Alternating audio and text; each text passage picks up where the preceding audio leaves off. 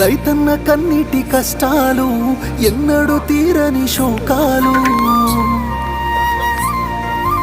అప్పులతో ఆత్మహత్యలు, తలరాత మారని బ్రతుకులు. రైతన్న కన్నీటి కష్టాలు ఎన్నడూ తీరని శోకాలు, అప్పులతో ఆత్మహత్యలు, తలరాత మారని బ్రతుకులు. నష్టాన్ని కష్టాన్ని భరించి రైతన్న, అవమానమాకలి ఎదిరించి రైతన్న మన కోసమే కష్టపడతాడు, మన కడుపులని నింపుతాడు.